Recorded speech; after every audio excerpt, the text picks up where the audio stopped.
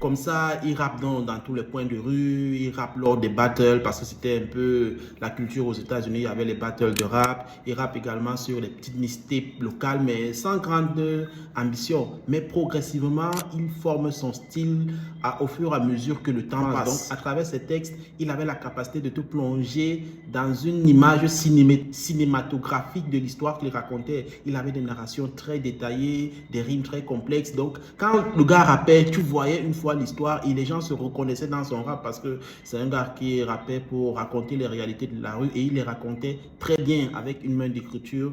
Waouh!